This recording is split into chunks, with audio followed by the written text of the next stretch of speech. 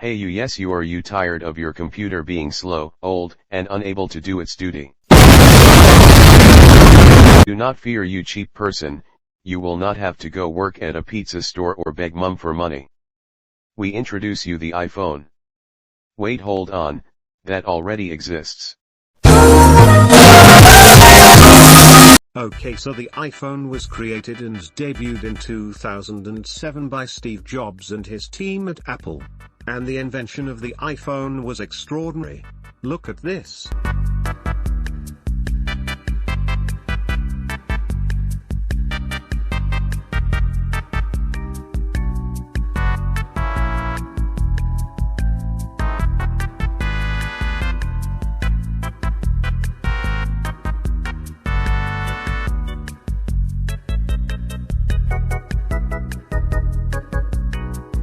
If you're stupid, the iPhone is a mobile communications and media device in which contains mostly integrated parts. It can be used for both communications and media. You can tweet a racial slur, or you could talk to your mom from Russia. You could bully the kid that nobody likes or stand up for civil or LGBTQ rights. You could order dangerous weapons on the internet, or you could make funny YouTube videos. You could even get a significant other. Either way, my point is there is a lot you can do with iPhone. You should give this item to your kid so that you could stay in contact with them. An advantage to having an iPhone is that you can be updated with news about the world. A disadvantage is that it could distract you from family, school work, among other things. Now I'ma hand the rest of this video over to Steve Jobs. This is a day I've been looking forward to for 2.5 years.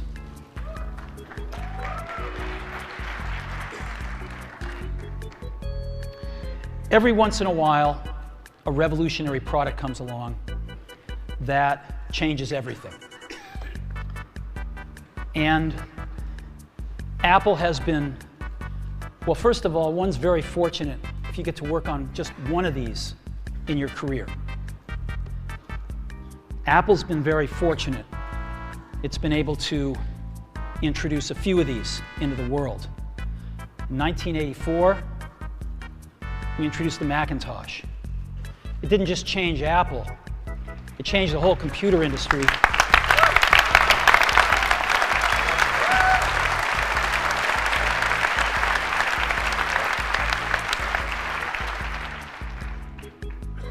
In 2001, we introduced the first iPod. And it didn't just change the way we all listen to music. It changed the entire music industry. Well, today, we're introducing 3 revolutionary products of this class. The first one is a widescreen iPod with touch controls.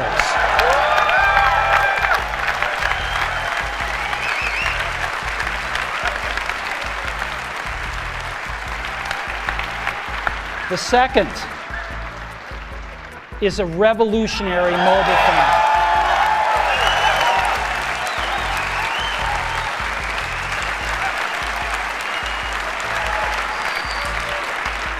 And the third is a breakthrough internet communications device. So, 3 things: a widescreen iPod with touch controls, a revolutionary mobile phone, and a breakthrough internet communications device. An iPod, a phone, and an internet communicator. An iPod, a phone. Are you getting it? These are not 3 separate devices. This is one device.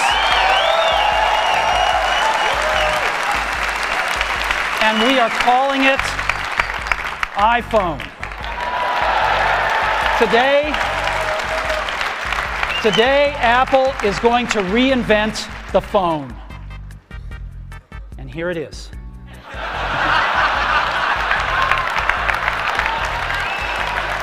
No.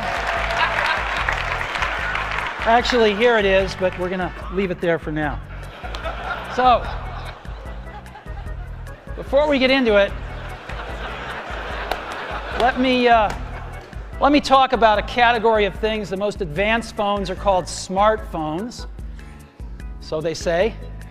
And they typically combine a phone plus some email capability, plus they say it's the internet, sort of the baby internet, into one device, and they all have these plastic little keyboards on them. The problem is that they're not so smart and they're not so easy to use. So if you kind of make a Business School 101 graph of the smart axis and the easy to use axis, phones, regular cell phones are kind of right there. They're not so smart and they're not so easy to use. But smartphones are definitely a little smarter, but they actually are harder to use. They're really complicated. Just for the basic stuff, people have a hard time figuring out how to use them. Well, we don't want to do either one of these things. What we want to do is make a leapfrog product that is way smarter than any mobile device has ever been and super easy to use. This is what iPhone is. Okay? So, we're going to reinvent the phone. Now, we're going to start with a revolutionary user interface. Is the result of years of research and development, and of course it's an interplay of hardware and software. Now, why do we need a revolutionary user interface? I mean, here's 4 smartphones, right? The Motorola Q, the BlackBerry, Palm Treo, Nokia E62, the usual suspects. And what's wrong with their user interfaces? Well, the problem with them is really sort of in the bottom 40 there. It's this stuff right here. They all have these keyboards that are there whether you need them or not to be there. And they all have these control buttons that are fixed in plastic and are the same for every application. Well, every application wants a slightly different user interface, a slightly optimized set of buttons just for it. And what happens if you think of a great idea 6 months from now? You can't run around and add a button to these things, they're already shipped. So what do? It doesn't work because the buttons and the controls can't change. They can't change for each application, and they can't change down the road if you think of another great idea you want to add to this product. Well, how do you solve this? It turns out we have solved it. We solved it in computers 20 years ago. We solved it with a bitmap screen that could display anything we want, put any user interface up, and a pointing device. We solved it with the mouse, right? We solved this problem. So how are we going to take this to a mobile device? Well, what we're going to do is get rid of all these buttons and just make a giant screen. A giant screen. Now, how are we going to communicate this? We don't want to carry around a mouse, right? So what are we going to do? Oh, a stylus, right? We're going to use a stylus. No. No. Who wants a stylus? You have to get them and put them away and you lose them. Yuck. Nobody wants a stylus. So let's not use a stylus. We're going to use the best pointing device in the world. We're going to use a pointing device that we're all born with. We're born with 10 of them. We're going to use our fingers. We're going to touch this with our fingers. And we have invented a new technology called multi-touch, which is phenomenal. It works like magic. You don't need a stylus. It's far more accurate than any touch display that's ever been shipped. It ignores unintended touches. It's super smart. You can do multi-finger gestures on it. And boy, have we patented it.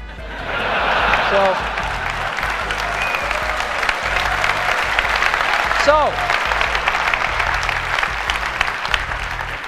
we've been very lucky to have brought a few revolutionary user interfaces to the market in our time. First was the mouse. The second was the click wheel. And now we're going to bring multi-touch to the market. And each of these revolutionary user interfaces has made possible a revolutionary product. The Mac, the iPod, and now the iPhone. So, a revolutionary user interface. We're going to build on top of that with software. Now, software on mobile phones is like baby software. It's not so powerful. And today, we're going to show you a software breakthrough. Software that's at least 5 years ahead of what's on any other phone. Now, how do we do this? Well, we start with a strong foundation. iPhone runs OS X. Now,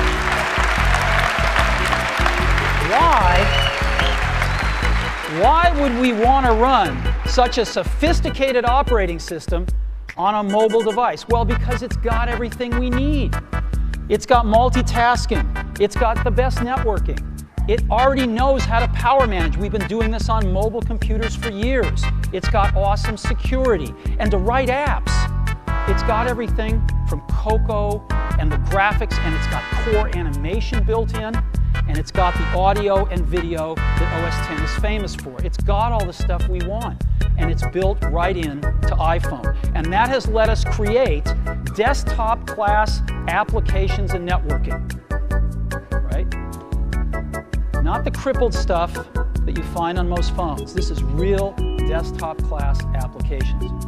Now, you know, one of the pioneers of our industry, Alan Kay, has had a lot of great quotes throughout the years.